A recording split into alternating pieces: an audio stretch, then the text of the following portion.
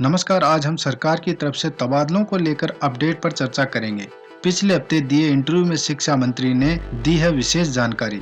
जब उनसे पूछा गया कि पिछले सत्र में तबादले नहीं करने से कितना फायदा आपको हुआ, उस पर शिक्षा मंत्री मदन दिलावर ने कहा, चुनाव के मद्देनजर तबादला नहीं करने का कारण एवरेज नुकसान की संभावना होना था, पर कहा तबादले होने चाहिए।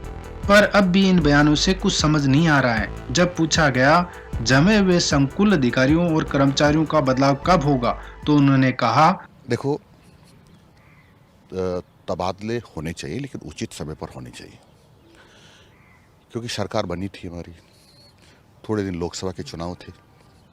तो जब लोकसभा के चुनाव नज़दीक और चल रहे तो तबादले नहीं करना चाहिए, क्योंकि मैं राजनीतिक कार्यकर्ता हूँ, तो उससे पार्टी को नुकसान भी होता था, फायदा भी होता है।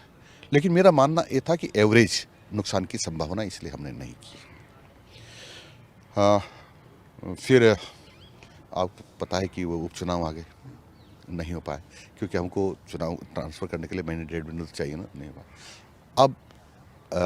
अब कई सारे कार्यक्रम आ रहे हैं, तो मुझे लगता है कि अब जो ही हमारी बोर्ड की परीक्षा निपटेगी, उसके बाद माननीय मुख्यमंत्री जी हमको अनुमति देंगे और ट्रांसफ़र होनी चाहिए। मैं भी पक्षधर हूँ, ट्रांसफ़र हो। अब शिक्षा मंत्री जी कह रहे हैं कि तबादला करने के लिए 1 से 1.5 महीना चाहिए था, तब नहीं कर पाए।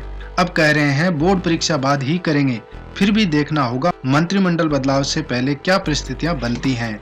अब आने वाला समय ही तय करेगा। साथ ही बीकानेर में कहा कि जैसे ही तबादले करेंगे आपको बता दिया जाएगा। तबादले कब होने वाले हैं? शिक्षकों का इंतजार लंबे जिस समय दिन से करेंगे उस दिन आपको बताएंगे। वहाँ सवालों से बचते हुए नजर आए, पर थर्ड ग्रेड शिक्षकों को वर्षों से तबादलों का इंतजार है। उसके लिए अभी भी इंतजार करना होगा। सब्सक्राइब फॉर लेटेस्ट अपडेट और वीडियो को लाइक करना न भूलें। धन्यवाद।